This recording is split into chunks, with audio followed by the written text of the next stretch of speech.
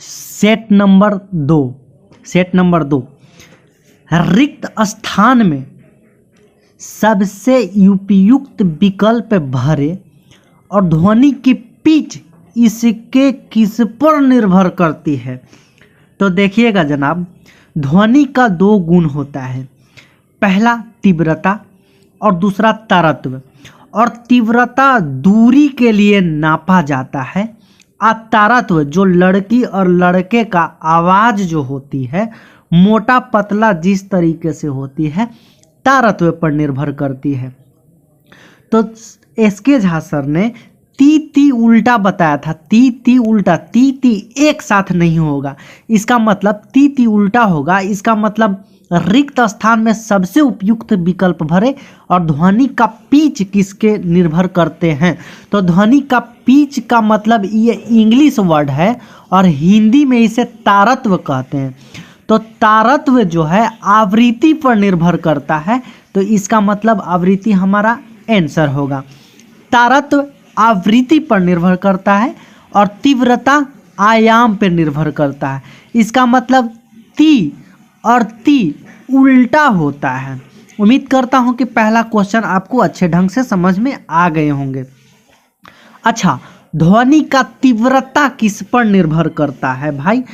तो ध्वनि का तीव्रता, तो इसमें ती दिया गया है, इसका मतलब ती वाला आंसर नहीं होगा, इसका मतलब आयाम पर निर्भर कर देगा और आयाम आपका यहाँ है।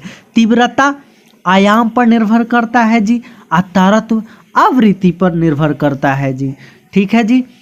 तीसरा क्वेश्चन है, स्थिर गति से जा रही खुली कार में बैठा एक बालक गेंद को हवा में सीधी ऊपर फेंकता है, तो गेंद कहाँ गिरेगी। अच्छा, स्थिर गति से जब ये बालक बाहर कार से बैठी जा रहा है और गेंदा जब ये उछलाता है तो जस्ट इसके हाथ में आ जाएगी। आप इमेजिन कीजिए, अगर स्थिर, अगर उसके सामने, ऑप्शन नंबर बी देखिएगा, सामने कब आएगा, जब अगर हम बात करेंगे वेग से चलेगा, आपको अगर हम बात करते हैं, अच्छा उसके सामने कब आएगा जी, तो जब घटता वेग, मतलब स्थिर तरह से जा रहा है और इसका घट गया वेग, यानी घट गया वेग, अगर घट जाता है वेग तो इसके सामने गिरेंगे, और अगर ये वेग अपना बढ़ा देता है तेजी से तो ठीक इसके पीछे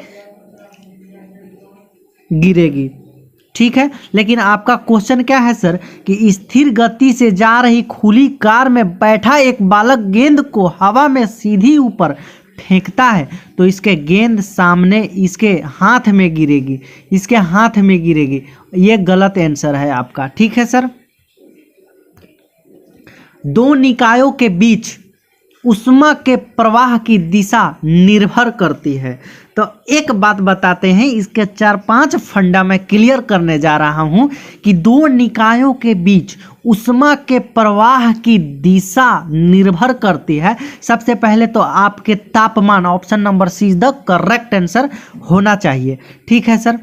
और इसके बाद अगर बात करते हैं तो एक तरफ प्रवाह लिख दिया, एक तरह हम लोग अंतर लिख दिए। ठीक है सर। तो विद्युत धारा के प्रवाह के अंतर को विभव कहते हैं। ठीक उसी प्रकार से ऊष्मा के प्रवाह के अंतर को ताप कहते हैं, तापमान कहते हैं, और द्रव के प्रवाह के अंतर को स्तर कहते हैं, और गैस के प्रवाह के अंतर को घनत्व कहते हैं। तो लेकिन आपका क्वेश्चन में यहाँ ऊष्मा दिया गया था, ऊष्मा के प्रवाह को क्या अंतर कहते हैं, तो ताप कहते हैं। देखिए खुद से आप आंसर, दो निकायों के बीच ऊष्मा के प्रवाह की दिशा को किस पर निर्भर करती है, तो ताप पर निर्भर करती है। हमने बताने का भी काम कर दिया है। अगला क्वेश्चन है कि फ्लेमिंग के दाएं हाथ का नियम किसके लिए कार्य करता है। अच्छा, दो हाथ, फ्लेमिंग के दाएं हाथ का नियम, आप जानते हैं कि दो हाथ होता है, एक बायां होता है और एक दायां होता है, नहीं होता है क्या? आप अपने आप से पूछिए। तो दाएं हाथ का नियम आपसे पूछ रहा है, यानी दाहिना हाथ से पूछ रहा है। इसका मतलब जनरेटर, मोटर, ट्रांसफार्मर और प्रतिरोध आपका ऑप्शन में है।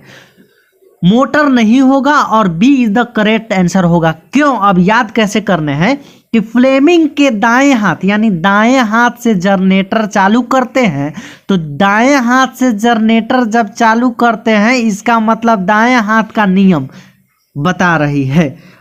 और शेष अगर मोटर बच जाता है तो मोटर बाएं हाथ से काम करता है। ठीक है सर। जनरेटर धारा उत्पन्न करता है, यहां देखा गया है कि जनरेटर धारा उत्पन्न करता है, तो इसका राइट हैंड रूल है। और मोटर जो है बल को उत्पन्न करता है, इसका लेफ्ट हैंड रूल है।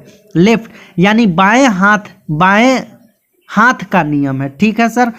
तो आपका फ्लेमिंग के हाथ का नियम किसके लिए कार्य करता है? तो B is the right answer. अगर दाएं हाथ के जगह बाएं कह देता तो आपको मोटर आंसर हो जाता है, लेकिन आपका दाएं हाथ से कहा है। ब्लबर क्या है? What is the blubber? तो ब्लबर जो है सघन वसा की परत है। ब्लबर ऊंट में पाया जाता है और सबसे ज्यादा ब्लबर फैट को कहते हैं। ब्लबर का मतलब फैट होता है। और ब्लबर रेगिस्तान में पाया जाता है, और रेगिस्तान में ज्यादा ऊंट पाया जाता है, तो सबसे ज्यादा ब्लबर इसी को देखने को मिलता है। लेकिन आपके ऑप्शन में सघन वसा की परत यानी कि वसा फैटी है। ठीक है सर। एक सरल लोलक द्वारा 20 पूर्ण दोलन में लगा समय 10 सेकेंड है, तो इसकी आवृत्ति क्या होगा? अच्छा, आप जानते होंगे मेरे भाई कि आवृत्ति कहने का मतलब है कि आवृत्ति बराबर होता है 1 सेकेंड में किया हुआ कंपन कितना होता है, अप डाउन 1 सेकेंड में कितना दोलन होता है। और उसी प्रकार से कहा कि 10 सेकेंड में 20 दोलन करता है, तो 1 सेकेंड में 20/10 यानी 2 दोलन, हो जाएगा आपका आंसर, और आपका ऑप्शन 2 हो जाएगा। ठीक है सर। एक उसी प्रकार से फिर क्वेश्चन है कि 10 सेकेंड में 50 दोलन, तो आवृत्ति क्या होगा? आप जानते होंगे आवृत्ति कहने का मतलब चला रे, आवृत्ति 1 सेकेंड में किया गया कंपन, उसी को आवृत्ति कहते हैं। तो 10 सेकेंड में 50 दोलन, तो 1 सेकेंड में 5 दोलन और 5 हर्ट्ज आपका द करेक्ट आंसर। अगला क्वेश्चन नंबर आपके स्क्रीन बोर्ड पे ये रहा। 2 क्रमिक शीर्षों के बीच की दूरी 10 सेंटीमीटर है, तो तरंग दैर्घ्य का मान ज्ञात करें। और तरंग दैर्घ्य का लेमडा से सूचित किया जाता है। तो हम सबसे पहले 1-2 फंडा क्लियर करने वाले हैं। क्या सर? अगर इसके लाइन पार दिया और ये ऐसे कर देता हूं, तो नीचे वाला जो है दिखाई देता पॉइंट, इसको गर्त कहते हैं यानी कि ट्रफ इंग्लिश में। और ये नीचे वाला इन दोनों के बीच की दूरी को ही हम लोग लेमडा यानी तरंग दैर्घ्य कहते हैं। और ठीक ऊपर वाले को हम लोग ये वाला कोना और ये वाला कोना को श्रिंग कहते हैं, इसको श्रिंग कहते हैं। देखिए यहाँ श्रिंग लिखा हुआ गया है। और इन दोनों के बीच की दूरी को ही तरंग दैर्घ्य कहते हैं। तो यही 10 सेंटीमीटर आपके क्वेश्चन में दिया गया है, यानी कि 2 श्रृंगों के बीच की दूरी 10 सेंटीमीटर, तो तरंग दैर्घ्य भी तो वही होगा, 10 सेंटीमीटर होगा। क्वेश्चन नंबर देखिएगा आप। 2 क्रमिक शीर्ष यानी कि एक लाइन दे दिया गया, ऊपरे ये वाला और ये वाला, इन दोनों के बीच की दूरी 10 सेंटीमीटर दिया गया है। और हम जानते हैं कि इनके बीच की दूरी लेमडा से सूचित किया जाता है, और लेमडा तरंग दैर्घ्य का मान होता है। तो तरंग दैर्घ्य मान बराबर 10 सेंटीमीटर ही होगा। और अगर हम बता दें इसमें तो 10 सेंटीमीटर ऑप्शन में है ही नहीं है, खा ही गया, तो सेंटीमीटर है। तो जब सेंटीमीटर को जब मीटर में चेंज करते हैं, देखिए 10 सेंटीमीटर है और ऑप्शन में मीटर मांग रहा है, तो मीटर में जब चेंज कीजिएगा तो सी इज द करेक्ट आंसर। किण्वन क्रिया में कौन सी गैस उत्पन्न होती है? तो किण्वन क्या है मेरे भाई? जब ग्लूकोज का सूत्र होता है C6H12O6। इथाइल अल्कोहल का फॉर्मूला होता है C2H5OH और कार्बन डाइऑक्साइड गैस। अच्छा, ये किण्वन क्या है मेरे भाई? तो किण्वन ग्लूकोज के खमीर की उपस्थिति में इथाइल अल्कोहल और कार्बन डाइऑक्साइड गैस निकलती है। तो कहा जाता है किण्वन ग्लूकोज यानी उत्प्रेरक खमीर की उपस्थिति में कौन सा अल्कोहल निकलता है? तो इथाइल अल्कोहल निकलता है, उसके साथ कार्बन डाइऑक्साइड गैस निकलता है। पूछा आपसे कि किण्वन क्रिया में कौन सी गैस उत्पन्न होती है? तो गैस उत्पन्न होती है कार्बन डाइऑक्साइड। तो carbon dioxide is the correct answer. एक बार फिर से, किण्वन हमने बताया कि किण्वन ग्लूकोज की खमीर की उपस्थिति में इथाइल अल्कोहल और कार्बन डाइऑक्साइड गैस उत्पन्न होती है, और गैस ही पूछा है आपसे। Option A is the correct answer.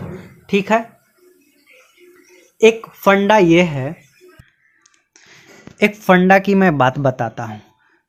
तत्व अकेले होता है, यानी कि Fe और Cu यानी कि अकेले होता है, और यौगिक दो या दो से अधिक जिसका सूत्र होगा उसी को यौगिक कहते हैं। ठीक है, मिश्रण इसका सूत्र नहीं होता है, इसका मतलब हवा का कौन सूत्र होता है? नहीं होता है। शरबत का भी सूत्र नहीं होता है, लेकिन चीनी का सूत्र होता है, इसका मतलब चीनी यौगिक है। तत्व अकेले होता है, यौगिक दो या दो से अधिक होता है, और मिश्रधन इसका सूत्र नहीं होता है। तो देखिए क्वेश्चन में आपका, निम्नलिखित में से कौन सा एक मिश्रण नहीं है? यानी कि कोई ना कोई यौगिक होगा और मिश्रण नहीं है। देखिए, graphite is the correct answer. अच्छा, कांच, अच्छा शीशा का Pb होता है, यह तत्व है, लेकिन कांच को Pb प्लस कुछ मिलाइएगा तब कांच होगा। यानी कि Pb में कुछ मिलता है तब कांच होता है, लेकिन शीशा Pb ये तत्व है, तो ये कांच भी नहीं होगा आपका आंसर। पीतल एक प्रकार से मिश्रधन है, इस्पात भी मिश्रण है, यानी कि Pb प्लस कुछ मिलाएंगे, इसका मतलब ये भी मिश्रण है। तो ग्रेफाइट मिश्रण नहीं है, यही आंसर आपका होगा। निम्नलिखित में से कौन सा यौगिक कौन सा है? यौगिक देखिए, पारा तो Hg यानी कि पारा ये तत्व है, शरबत का सूत्र नहीं होता है, इसका मतलब ये मिश्रधन है। वायु का मिश्रण है, और अमोनिया NH3 इसका मतलब दो या दो से अधिक मिलने पर ही यौगिक का निर्माण होता है, और ammonia is the correct answer है। का फ्यूज की तार की रेटिंग या दक्षता, रेटिंग कहें या दक्षता कहें दोनों एक ही बात है। फ्यूज तार की रेटिंग या दक्षता निम्नलिखित में से व्यक्त की जाती है। सबसे पहले एक दो फंडा की बात बताते हैं, यानी कि दक्षता या रेटिंग। तो मशीन की दक्षता किलोवाट, ठीक है, मशीन की दक्षता किलोवाट, और बड़े मशीन की दक्षता मेगावाट, ठीक है सर। और फ्यूज या स्विच या MCB की दक्षता या रेटिंग एम्पियर होता है, ठीक है। मशीन की दक्षता किलोवाट, बड़े मशीन की दक्षता मेगावाट, और फ्यूज और स्विच और MCB की दक्षता एम्पियर, और बैटरी की दक्षता एम्पियर आवर और वाट आवर। लेकिन एक जो दिया गया है ऑप्शन नंबर सबसे पहला ए, यही आंसर होगा। अगर ये नहीं रहे तब दूसरा आंसर होगा। इसका मतलब बैटरी की दक्षता एम्पियर आवर सबसे महत्वपूर्ण ऑप्शन ये रहेगा, तब सही होगा, ठीक है। तो क्वेश्चन नंबर, फ्यूज की तार की रेटिंग, अभी बताया कि फ्यूज की तार की रेटिंग वाला हम बताया कि फ्यूज और MCB और स्विच रहे तो आपका ampere is the correct answer रहेगा। वह तत्व जो न ऑक्सीकारक है और न अवकारक है, इलेक्ट्रॉनिक विन्यास क्या होगा? सबसे पहले मैं अवकारक ऑक्सीकारक का अपचयन उपचयन को मैं क्लियर कर रहा हूँ, लेकिन ऑक्सीकारक न ऑक्सीकारक रहे और न अवकारक रहे तो इसका इलेक्ट्रॉनिक विन्यास जिसमें दूसरी वाहतम कक्षा के 8 इलेक्ट्रॉनिक विन्यास होगा, वही आपका ऑप्शन सही है। लेकिन सबसे पहले ये क्लियर करने वाला हूँ। ऑक्सीकरण, अवकारक, उपचयन, अपचयन, इसका सभी का इंग्लिश में ऑक्सीडेशन होता है, ऑक्सीडेशन होता है। ठीक है, ऑक्सीडेशन होता है,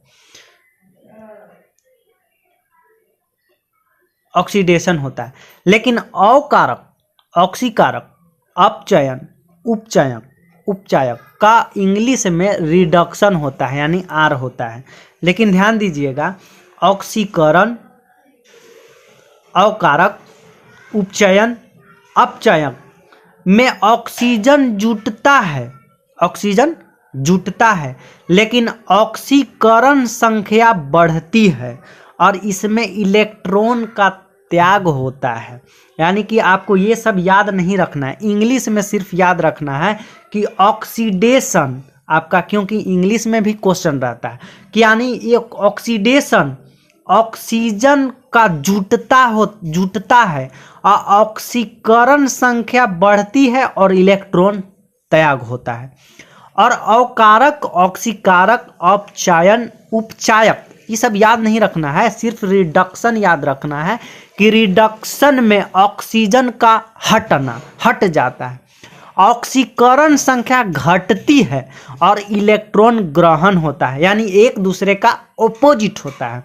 यानी इसमें ऑक्सीडेशन में ऑक्सीजन का जुटना और रिडक्शन में घटना, ऑक्सीडेशन में ऑक्सीकरण का संख्या बढ़ना और इसमें घटना, और इलेक्ट्रॉन इसमें त्याग होती है और इसमें इलेक्ट्रॉन का ग्रहण होता है। तो आपके ऑप्शन में हम बताएं कि वह तत्व जो न ऑक्सीकारक है और न अवकारक है, इसका इलेक्ट्रॉनिक विन्यास 8 होता है। तो 8 दूसरी वाहतम कक्षा में, देखिए दूसरी में जोड़ेंगे, यानी कि 6 2 8 8 8 यही आंसर है। जो दूसरी वाहतम कक्षा में कोई 8 है ही नहीं, इसलिए option A is the correct answer. श्वसन क्या है? तो श्वसन क्या है? तो श्वसन की बात बताते हैं। तो श्वसन अगर हम अभी बताएं कि श्वसन ऑक्सीजन का जुटना, श्वसन का ऑक्सीजन का जुटना, इसका मतलब ऑक्सीकरण, अवकारक और उपचयन, अपचायक, जो भी ऑप्शन होगा यही आंसर हो जाएगा। तो उपचयन इज द करेक्ट आंसर। 1-2 बार आप रट्टा लगा लीजिएगा, ठीक है सर। बेकिंग पाउडर और डैश का मिश्रण होता है। तो बेकिंग पाउडर का जो है, बेकिंग पाउडर NaHCO3, जो खाने वाला सोडा होता है, जो हाथ से खाया जाता है, हैंड से खाया जाता है, NaH लग जाता है, H लगता है। तो बेकिंग पाउडर के 2 मिश्रण होते हैं, 2 वर्ड से बना हुआ होता है। पहला सोडियम हाइड्रोजन कार्बोनेट और दूसरा टार्ट्रिक अम्ल। सोडियम हाइड्रोजन कार्बोनेट और टार्ट्रिक अम्ल पाया जाता है, ठीक है सर। प्रजनक ब्रीडर रिएक्टर क्या है? यानी कि प्रजनक